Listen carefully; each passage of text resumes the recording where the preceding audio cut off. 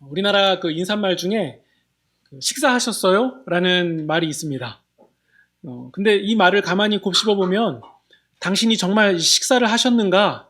이것 자체가 정말 궁금해서 물어보는 건 아니고 그냥 인사말입니다. 식사하셨는지를 물어보면서 인사를 하는데요. 근데 외국에서는 이렇게 하지는 않는 것 같아요. 우리나라에서 유독 특별하게 식사하셨냐는 말이 인사가 된 것 같아요. 왜 우리나라 사람들은 식사하셨냐고 물어보는 게 인사가 됐는지를 생각해 보면 여러 가지 이유가 있겠지만 전쟁을 지나서 또 보릿고개를 지나가면서 실제로 먹지 못하는 일들이 너무 허다했기 때문에 그 인사가 처음 시작될 때는 정말 식사를 했는지를 물어보는 것 자체가 중요했던 것 같아요. 그래서 그런 그 시대를 지나가면서 식사하셨는지를 여쭤보는 게 그 안부가 된 게 아닌가. 아마 여러 가지 설명이 있겠지만 그 중에 이 설명이 가장 유력하지 않나 싶습니다. 그래서 그런 맥락에서 비슷하게 자리 잡은 게 있는데 이런 말 있잖아요. 돈 달라는 사람은 거절한다 해도 먹을 거 달라는 사람은 거절하지 마라. 그러니까 먹을 거 달라고 거절하는 사람의 상황과 처지가 조금 특별하게 와닿는 거죠. 근데 반대로 요즘 또 상대적으로 젊은 사람들 속에서 보면 그런 말이 그렇게 이전 세대에 비해서 와닿지는 않는 것 같아요. 그러니까 어른 세대에 비해서 찾기 어렵다는 건데요. 왜 그럴까 생각해 보면 상대적으로 덜 배고팠기 때문이에요. 과거보다 더 유복하게 자랐다는 거죠. 보릿고개 같은 것도 경험해 보지 않았고, 그리고 더 좋은 음식 혹은 더 비싼 음식을 먹지 못해서 그런 거지. 이게 배고프게 자랐다라는 것은 상대적으로 좀 적었습니다. 그리고 뭔가 배고프다는 말보다는 등골 빼먹는다라는 말이 좀 더 많이 언급되는 것 같지 않습니까? 그래서 한때는 등골 브레이커라는 말도 유행하기도 했잖아요. 그러니까 물론 공감할 수는 있지만 과거에 직접 배고픔을 경험했던 세대에 비하면 이 와닿는 것이 좀 덜한 것은 확실해 보입니다. 그러니까 어렵게 살아온 사람일수록 어렵게 살아간 사람들을 바라보는 시선이나 마음이 특별하다는 거예요. 그러니까 보릿고개를 경험한 사람이 먹을 것 달라는 사람 거절하지 마라 라는 말을 더 많이 할 수밖에 없다는 거. 그러니까 자신의 처지에서 오는 어떤 서름이나 아픔을 경험했기 때문에 아는 거죠. 지식적으로 아는 게 아니라 경험적으로 아는 수준까지 가는 거예요. 성경에서도 이와 비슷한 맥락의 명령을 찾아볼 수 있는데요. 출애굽기 22장 21절에 보면요, 이런 구절이 있습니다. 너는 이방 나그네를 압제하지 말며 그들을 학대하지 말라. 우리가 출애굽기를 하나씩 이렇게 살펴본 경험이 있기 때문에 이게 무슨 맥락인지 감이 오시죠? 압제하지 마라. 그러니까 이방 나그네를 압제하지 말라라는 말이 그 히브리 노예들에게는 특별하게 다가왔을 거예요. 오늘날 우리가 이해할 수 있는, 체감할 수 있는 말로 바꿔보면 이렇게 될 것 같아요. 동남아에서 온 해외 노동자들을 함부로 대하지 말아라. 이 말을 들으면 맞아. 함부로 대하면 안 되지. 차별 대우는 나쁜 거야. 교양 있는 사람은 그렇게 하면 안 돼. 이렇게 생각할 수 있지만요. 그 같은 말을 해외 이민자 1세대 이렇게 있잖아요. 미국이라던가. 그런 분들이 들으면 어떨까요? 야, 맞아. 차별하면 안 돼. 라고 말은 똑같이 하겠지만 그 마음에 와닿는 깊이나 어떤 그 진정성, 무게감 이런 것들은 확실히 다를 겁니다. 우리 아까 제가 읽어드렸던 출애굽기 말씀을 뒤까지 읽으면요. 이런 부분이 있습니다. 너는 이방 나그네를 압제하지 말며 그들을 학대하지 말라. 너희도 애굽 땅에서 나그네였다. 이유가 확실하게 나오죠. 너희가 애굽 땅에서 나그네이지 않았냐. 그러니까 확 와닿을 수밖에 없는 거죠. 나그네에게 친절하게 대하라, 환대해라 라는 얘기가 좀 특별하게 다가왔다는 거죠. 그리고 하나님이 이스라엘 백성을 돌아보신 것도 이방 노예들을, 이스라엘 백성을 돌아보신 일이거든요. 이방 노예였던 이스라엘 백성. 그러니까 하나님의 백성이라면 이방 노예들이나 나그네들을 돌보는 것은 어쩌면 그들의 역사이기도 하면서 정체성이기도 합니다. 그래서 성경을 읽어보면 유독 특이하게도 나그네, 거류민, 손님, 이 사람들을 대접하는 것을 강조하는 부분이 많이 나와요. 왜 그랬는지 감이 오시지 않습니까? 그래서 이 부분을 특히 더 강조하는구나. 나그네를 환대하는 것, 손님을 환대하는 것을 계속 강조하는구나. 이 같은 맥락에서 보면요. 우리 몇 년 전에 난민이 이슈가 됐을 때 받아야 된다, 받지 말아야 된다, 여러 가지 의견이 있었을 거예요. 근데 그때 신자들은 조금 특별하게 다가와야 되는 것이 정상이에요. 사람들은 반대하는 소리가 있을 때 물론 반대해야 되는 부분도 들어보면 합리적인 부분이 있긴 한데 마냥 반대하는 사람과는 좀 달라야 되는 부분이 있지 않겠는가. 좀 망설여지는 부분이 있고 좀 특별하게 다가와야 되는 부분이 있지 않은가. 우리는 이런 부분도 생각해 볼 수 있는 거죠. 레위기 19장 34절에 보면요. 이 구절이 있습니다. 한번 들어보세요. 너희와 함께 있는 거류민을 너희 중에서 나은 자 같이 여겨라. 자기같이 사랑해라. 너희도 애굽 땅에서 거류민이 되었었다. 나는 너희의 하나님이다. 거류민을 자기처럼 사랑해라. 너희 가운데서 태어난 사람처럼 생각해라. 여기서 하나님 사랑, 이웃 사랑 개념이 발견되지 않습니까? 거류민을 그렇게 대하라고 하나님께서 몇 번이고 강조하신 거예요. 오늘 우리가 읽은 본문에서도요. 이 손님을 대접하는 같은 맥락의 이야기가 나옵니다. 우리 1절 보시면요. 이 한창 뜨거운 대낮인데 아브라함이 천막문에 앉아있는 상황이에요. 이때 여호와께서 아브라함에게 나타나십니다. 근데 우리가 보는 본문은 이제 여호와 하나님이라고 다 얘기를 하고 시작하는데 처음부터 여호와 하나님인지 알아차렸을까? 여기에 대해서는 의문이 있습니다. 왜냐하면 이 세 사람이 등장하는데 사람의 모습으로 나타나거든요. 그러니까 엄밀히 말하면 여호와 하나님의 권위와 말씀을 가지고 대행자로 온 거예요. 2절 보시면 아브라함이 눈을 들어보니까 세 사람이 서 있습니다. 그때 아브라함은 그들을 보고 장막문에 앉아 있다가 달려가서 영접하며 몸을 땅에 굽힙니다. 3절 보시면 아브라함이 내 주여라고 불러요. 그러니까 가까이 가서 보니까 뭔가 비범한 분들이라는 걸 깨달았던 것 같아요. 여기서 내 주라는 얘기는 하나님께만 쓰는 표현이거든요. 그러니까 하나님의 대행자일 것이다라는 이 감을 느꼈던 것 같아요. 그러면서 뭐라고 얘기하냐면 자신을 그냥 지나치지 마시라고 간청합니다.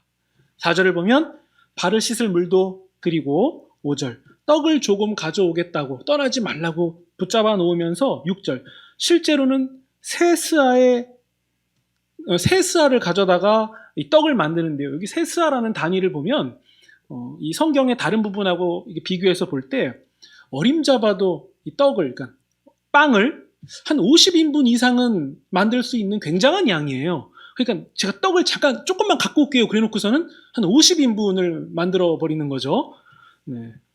그러니까 뭐 집안 전체 수준의 어떤 잔치를 지금 만들어가고 있는 거예요. 그러니까 나그네를 굉장히 환대하고 있는 상황인 거죠. 그러니까 우리가 읽은 본문에서는 이제 이런 상황이 나오고 있는데요. 나중에 18장 뒤를 더 쭉 읽다 보면요. 이 환대를 다 받은 이 나그네들, 하나님의 권위를 가진 이 천사들이 아브라함에게 무슨 얘기를 하냐면요.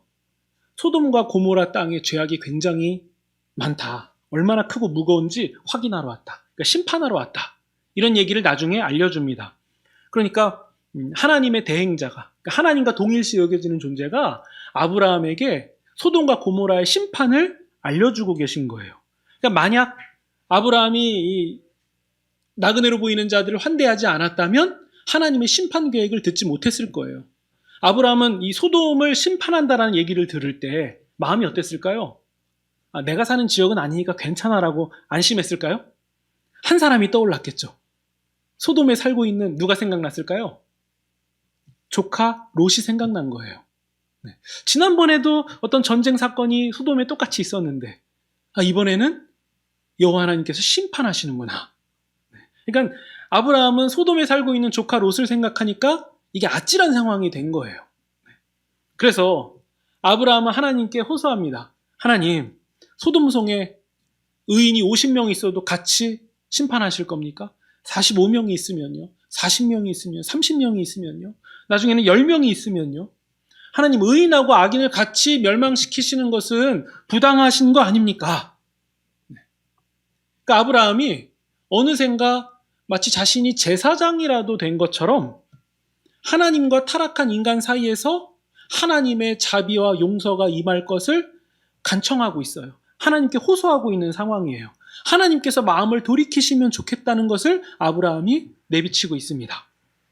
그러니까 정리하면 아브라함의 모습에서 이 손님을 환대하는 모습이 드러났고, 이 손님의 환대는 결국 죄인들을 향해서 하나님이 용서해달라고 호소하는 모습으로 이어지게 됩니다. 그러니까 아마도 하나님은 아브라함의 이런 모습을 굉장히 귀하게 여겨주셨을 겁니다. 그래서 이 부분도 아브라함이 믿음의 조상으로 세워지기에 한 부분을 차지한 것이 분명해 보여요. 그리고서는 이제 우리가 그 다음 장인 19장으로 넘어가면요. 우리 한번 볼까요? 19장 1절입니다. 세 천사 중에 두 천사가 소돔으로 갑니다. 조카 롯이 소돔 성문에 앉아 있다가 천사들을 봐요. 이 아브라함이 이 앞장에서 있었던 사건과 겹치지 않습니까? 또 평행적인 부분이 보여요. 2절 보시면요. 발을 씻으라고 말씀도 합니다. 네, 겹치죠. 3절. 자기를 떠나지 말라고 간청하는 부분도 겹쳐요. 식사도 대접합니다. 무교병, 그러니까 똑같이 떡을 구워서 내놓는 것도 똑같습니다. 그러니까 조카 롯에게도 아브라함이 환대했던 모습이 지금 같이 보여지고 있는 상황이에요. 네. 근데 이 이후에는 이제 어떤 일이 일어나냐면, 우리가 이제 소돔과 고모라 하면 벌써 부정적인 이미지가 딱 있잖아요. 그 일들이 일어나요. 소돔 사람들이 거의 전체 남성의 인원들이 손님이 왔다는 소식을 듣고서는 롯의 집으로 몰려가요. 그래서 연장자든 연소자든 상관없이 사내들이 다 몰려와서 롯의 집을 에워싸고서는 그 집에 온 손님들을 내놓으라고 요구합니다. 그러니까 왜 요구했냐면 그 롯의 집에 온 그 손님들과 집단적으로 동성 성관계를 갖겠다고 지금 요청하는 거예요. 굉장히 물리적으로 폭력적인 요구를 하고 있는 상황이죠. 그러니까 경악할 일이죠. 이것만 봐도 하나님이 왜 소돔을 심판하려고 오셨는지 우리가 알 수 있게 되는, 분명하게 드러나는 상황입니다. 그러니까 지금 이 성경은 상황을 대비하고 있어요. 하나는 소돔에서 나그네를 환대하고 있는 롯, 그리고 소돔 전체는 나그네에게 역겨운 범죄를 행하려고 하는, 폭력을 저지르려고 하는 상황, 이 두 가지가 지금 대비되고 있습니다. 이때 이 손님들, 천사들이 롯에게 얘기합니다. 이 성이 죄악 중에 멸망하게 될 것이다. 그러니까 너는 가족들을 데리고서는 떠나라. 결국 하나님은 소돔과 고모라에 유황과 불을 비같이 내리십니다. 혹자는 화산이 폭발한 현상이다 이렇게 얘기도 하는데, 어쨌든 하나님의 맹렬한 진노가 그 땅에 퍼부어지게 됩니다. 그러면서 이 상황을 미리 알았던 롯은 도피해서 살 수 있게 되었죠.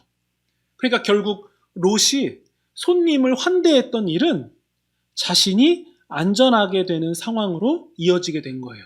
자신의 생명을 구할 수 있는 상황으로 이어지게 된 거죠. 그리고 뿐만 아니라 아브라함이 아까 호소했잖아요. 하나님, 그 땅에 있는 의인도 같이 멸망시키실 겁니까? 그건 안 되잖아요 라고 얘기할 때 하나님이 그것을 거절하시는 것 같았지만 아니에요. 하나님은 아브라함의 호소를 들어주셨다라고 성경은 말하고 있어요. 우리가 여기까지 이제 18장, 19장을 이렇게 비교해서 한번 살펴봤거든요. 그러니까 아브라함이 손님을 환대하는 장면과 롯이 손님을 환대하는 장면, 이 평행적인 상황을 간략하게 우리가 좀 봤습니다. 그러면 18장과 19장에서 공통적으로 나오는 사건은 뭡니까? 환대하는 거예요. 환대. 아브라함의 환대는 악한 세상을 바라보면서 죄인을 용서해달라라고 고백하는 자리까지 가게 했고요. 롯의 환대는 이 악한 세상에서 안전한 길, 자신의 생명을 지키는 길로 나아가게 만들었어요. 환대가 그 시작이 되었다는 거죠. 그러면 이제 우리가 창세기 전체 맥락 속에서 환대가 가지는 의미가 뭔지를 한번 생각해 봅시다. 창세기 전체 맥락에서 환대. 환대라는 것은 결국 사람을 대하는 일이거든요. 그렇다면 창세기에서 사람을 대하는 일이라는 것은 사람이 하나님 형상임을 인정하는 상징적인 행위가 됩니다. 소돔 땅으로 놓고 보면요. 사람의 형상을 자신의 쾌락의 도구, 자신의 아래에 두고서는 자기 마음대로 조정하려고 하는 상황이 펼쳐지는데 그게 소돔이었는데 거기서 보호하려고 했던 자는 롯이었다는 거죠. 네. 또 사람이 하나님 형상인 것을 인정하지 않는 세상을 바로 잡아가는 상징적인 행위가 바로 환대였다는 거예요. 그러니까 아브라함과 롯은 환대라는 것을 통해서 하나님의 형상을 세워갔고 그리고 하나님의 형상을 훼손되는 세상을 반대로 등 돌리면서 나아갔던 거예요. 그러니까 아주 중요한 개념이죠. 그냥 단순히 도덕적인 개념이 아니에요. 그냥 나그네 오고 손님 오면 잘해줘야 돼. 그러니까 오늘날 현대인들에게 손님 맞이하는 것과는 전혀 달라요. 어떤 개념이냐면 하나님의 형상을 세워가는 길이고 더 나아가 앞서서 언급했던 것. 애굽에서 너희는 나그네 경험을 해보지 않았냐. 하나님의 형상이 하나님 형상 대우를 받지 못했을 때에 겪는 그 고통과 절망을 너희는 잘 알고 있지 않냐. 그러니까 이 부분을 특별하게 생각해라. 아마도 창세기 독자에게 그런 얘기를 하고 있는 거죠. 특별하게 여겨라. 이건 정말 특별한 거야. 네. 레위기 19장 34절을 제가 다시 읽어드리면 너희와 함께 있는 거류민을 너희 중에서 나은 자같이 여기며 자기같이 사랑하라. 너희도 애굽 땅에서 거류민이 되었다. 나는 너희의 하나님 여호와다. 그러면 거류민, 나그네, 고아와 과부 이런 단어들은요. 성경에서 누구를 말하고 있는 거겠습니까? 사람 중에서 사람 대접을 받지 못하는 가장 최약체. 그 당시에는 그랬거든요. 가장 최약체인 사람들을 대표하는 거예요. 신자들은 바로 이런 사람들을 환대해야 된다라는 것을 알려주고 있는 거예요. 그러면 하나님 사랑, 이웃 사랑을 얘기할 때 그 이웃은 구체적으로 누구겠습니까? 나그네들인 거예요. 최약체들인 거죠. 가장 연약한 사람들이 우리의 가장 첫 번째 이웃이라는 거죠. 그러니까 환대하라는 명령은 그냥 단순히 도덕 명령이 아니라 결국에는 예배의 자리까지 나아가게 만드는 거예요. 우리 신자들이 어떻게 삶으로 예배를 드릴 수 있습니까? 환대함을 통해서 할 수 있는 거죠. 구체적인 방법이 하나가 나온 거예요. 환대함을 통해서. 누구를요? 가장 연약한 자를. 히브리서 13장 2절에 보면요. 이렇게 말씀하고 있습니다. 손님 대접하기를. 여기서 손님이라는 것은 우리 현대인들이 생각하는 손님 아닙니다. 나그네, 객 이런 분들을 말하는 거예요. 손님 대접하기를 잊지 마라. 이로써 부지 중에 천사들을 대접한 이들이 있었느니라. 네. 히브리서의 이 구절은 창세기 우리가 읽은 이 본문의 사건을 언급하고 있는 것 같지 않습니까? 손님 대접을 통해서 부지 중에 천사를 대접한 이들도 있다. 그러니까 손님들에게 잘해라. 우리의 영적인 예배다. 이런 말씀을 전하고 있는 겁니다. 그러니까 누군지 알아차렸든 알아차리지 못했든 아브라함은 좀 빨리 알아차린 것 같고 롯은 늦게 알아차린 것 같은데 알아차렸든 못 차렸든 어쨌든 그 대접함을 통해서 하나님을 섬길 수 있다라는 것을 성경이 알려주고 있는 거예요. 예수님도 같은 말씀을 하셨잖아요. 너희 중에 지극히 작은 자에게 한 것이 곧 나에게 한 것이다. 지극히 작은 자에게 한 것이 곧 나에게 한 것이다. 여러분 세상은요. 자신의 쾌락과 이익을 추구하면서 자기만의 도성을 세워가요. 그러면서 이것이 안전한 삶이라고. 이것이 우리가 가장 안전한 삶이라고 외칩니다. 우리가 사는 세상이 그러지 않습니까? 오늘날만 놓고 봐도 그래요. 사람을 구분하고 혐오하는 것이 너무도 당연한 세상 아닙니까? 그냥 빌미를 만들어내려고 하는 것 같아요. 어떻게 하면 사람을 혐오할 수 있을지에 대해서 빌미를 만들어내는 세상이에요. 이런 세상에서 정말 혐오하는 게 어쩌면 그냥 재미가 되고 그냥 하나의 유머 소재가 돼버린 이런 세상 가운데서 우리는 환대, 곧 사람을 대하는 일을 통해서 신자로서 하나님의 뜻이 이 땅에서 이루어지도록 하는 사람들이라는 거예요. 하나님의 뜻이 하늘에서 이루어진 것처럼 이 땅에서도 이루어지기를 원한다라고 고백하는 신자들이 해야 될 일은 무엇입니까? 환대예요, 환대. 사람을 대하는 일에서 시작되어 간다는 거죠. 그래서 우리는 이 환대를 통해서 하나님의 뜻을 배우는 거예요. 우리는 환대를 통해서 우리가 안전하게 사는 길을 찾아갈 수 있는 거예요. 환대였던 거죠. 여러분, 요즘 막 이단 종교가 막 이슈되고 그러지 않습니까? 거기에서 가장 문제가 되는 정점 원인은 뭡니까? 사람의 하나님 형상됨을 완전하게 박살냈잖아요. 자기의 힘과 자기의 죄악된 본능을 사람에게 마구 퍼부어서 사람을 완전히 망쳐놨잖아요. 그래서 문제가 되는 거죠. 신자는 누굽니까? 바로 그것을 정확하게 뒤집어서 반대로 하는 사람이에요. 세상이 망쳐놓은 사람을 세워놓는 거예요. 그럼 교회는 어떤 공동체입니까? 국가가 해야 될 부분, 국가가 돌봐주고 복지를 세워줘야 되는 부분에 사각지대에 있는 사람들에게 관심을 갖는 게 교회 아닙니까? 신자들 안에서 누가 어려운지 힘든지를 돌아보는 거예요. 그것이 교회의 존재의 목적 중 하나가 되는 거죠.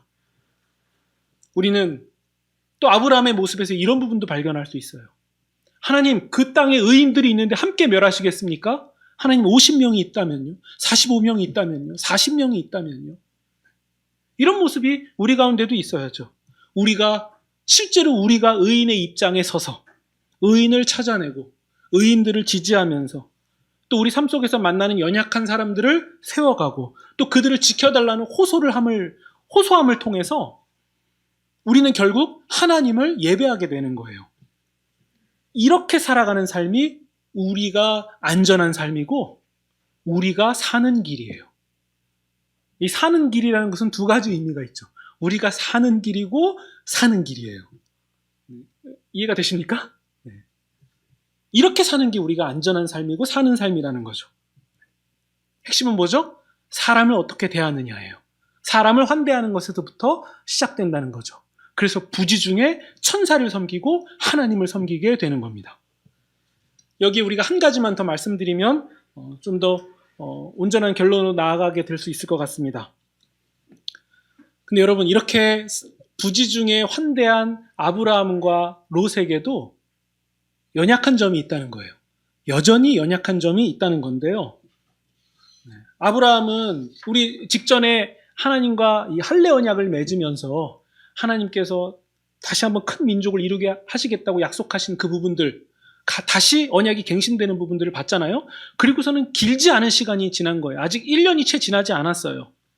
근데도 아브라함은요, 하나님이 자식을 주겠다라고 약속하신 것을 잘 믿지를 못해요. 그냥 하나님이 뭔가 이렇게 좀 상징적으로 크게 말씀하신 게 아닐까? 실제로 정말 문자 그대로 나에게 이루어지는 부분일까? 이런 부분에 대해서 여전히 의구심을 갖고 있었던 것 같아요.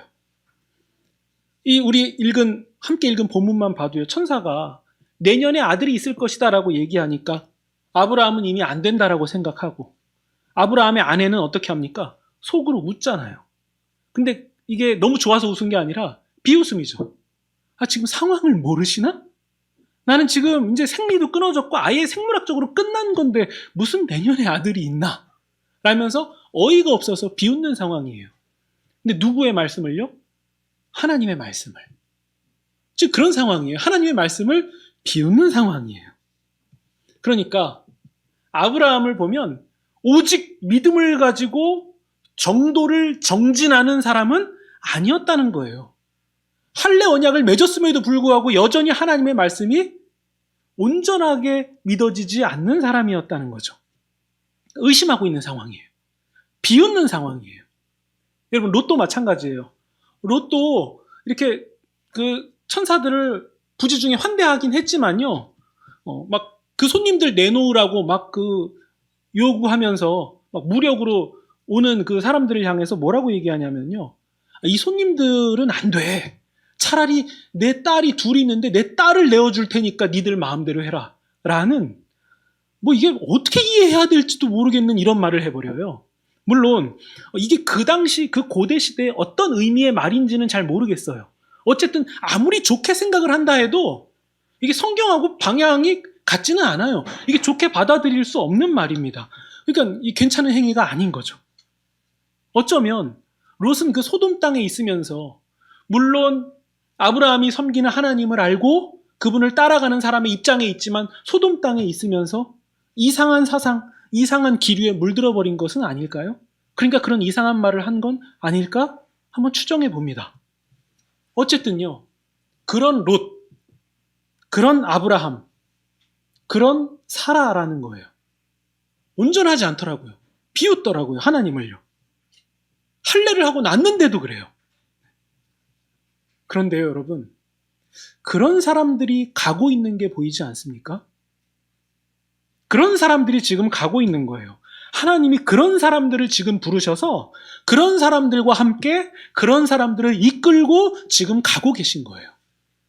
여전히 하나님의 말씀을 비웃고 있는데도 그들을 데려다가 심판의 계획을 보여주시고 호소하게 인도하시고 또 하나님의 편에 서도록 상황들을 하나님이 몰고 가고 계신 거예요. 하나님이 그런 사람들과 지금 함께 가고 계신다는 거죠. 물론요, 잘 안 될 때도 있더라고요. 그럼 잘 안 되면요, 이게 하나님께 그냥 야단 맞으면 되는 일이 되더라고요. 근데요, 그냥 그렇게 가다 보면 이게 잘하든지 잘못하든지 믿음이 온전하든 온전하지 못하든 간에 그냥 그렇게 가다 보니까 어느샌가 믿음이 굳건해져 있는 것을 발견하게 돼요. 이전하고 달라진 부분이 보여져요. 또 똑같은 실수를 하고 또 반복하고 하는데 분명히 아주 조금은 달라진 부분이 있다는 거예요. 하나님이 그렇게 인도하고 계셨던 거죠. 그럼 하나님은 물론 아주 그 작지만 그 조금씩 변화되는 과정을 귀하게 여기시는 분이 아닐까요? 하나님이 그것을 존귀히 여기시고 하나님이 인도하고 계셨다는 거예요. 그런 연약한 사람들, 그런 믿음 없는 사람들, 허물 많은 사람들을 데려다가 하나님이 인도해 가시면서 전진해 가는 길, 그게 믿음의 길이었던 거죠. 그러니까 지금 우리가 완벽하지 않아도 일단은 문제가 없다라고 얘기하면 어떨까요? 그러니까 믿음이 연약하고 형편없는 우리도 일단은 가보는 거예요. 지금 나에게 실망했다 해도 일단은 가보는 거예요. 제일 중요한 것은 뭐죠? 하나님을 향한 믿음을 놓지 않는 거예요. 그게 엉망이든 엉망이지 않든 온전하든 온전하지 않든 일단 하나님을 향한 믿음을 놓지 않은 겁니다. 이게 가장 중요해요. 믿음을 놓지 않는 것이 가장 중요합니다. 그러다 보면 하나님께서 우리 삶 속에서 뭔가를 이렇게 이루어 가시지 않을까요? 우리를 차츰차츰 변화해 가시지 않을까요? 우리는 그걸 기대할 수 있는 겁니다. 그러니까 부족하고 연약해도 하나님 안에, 믿음이라는 울타리 안에 머물고 있다는 사실은 굉장히 중요한 거예요.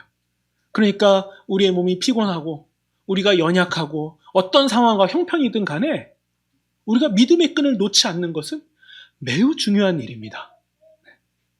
그 방향과 결을 같이 하고 있는 것은 굉장히 중요해요. 그렇게 부지 중에 하나님을 섬기게 될 수 있다는 거죠. 하나님이 우리를 그렇게 인도해 가실 거니까요. 로마서 12장 13절에 보면 이런 구절이 나옵니다. 성도들이 쓸 것을 공급하며 손님 대접하기를 힘쓰라. 바울도 똑같은 얘기를 합니다. 바울은요, 이 말씀을 어떤 맥락에서 하냐면요, 로마서 12장이거든요. 그러니까 이 세대를 본받지 않는, 소돔과 고모라가 생각나지 않습니까? 이 세대를 본받지 않는 하나님이 기뻐하시는 영적인 예배의 한 모양으로 손님 대접하기를 힘쓰라 라고 말하는 거예요. 그것은 뭐죠? 환대죠. 사람을 대하는 일이죠. 사람을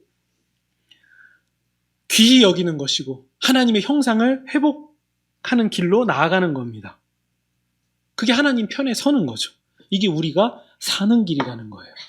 이것이 우리가 사는 길이다. 여러분, 하나님 편에 언제든지 서시기 바랍니다. 하나님이 기뻐하시는 길에 서 있는 것만으로 존귀한 거예요. 그것은 결국 사람을 대하는 일로 구체적으로 드러날 거예요. 사람을 환대하는 일, 가장 연약하고 부족한 사람들을 귀히 여기고 결국에는 그 끝은 예수님의 말씀처럼 어디까지 가야 됩니까? 원수를 사랑하는 길까지 나아가는 것. 그게 바로 우리가 사는 길입니다. 잘 몰라도 연약해도 그냥 하나님의 말씀 안에 거하고 있다 보니까 부지 중에라도 믿음의 열매를 맺고 부지 중에라도 하나님을 섬길 수 있게 되는 거죠. 이런 놀라운 은혜와 특권이 우리 가운데 항상 넘치시기를 예수님의 이름으로 축원드립니다.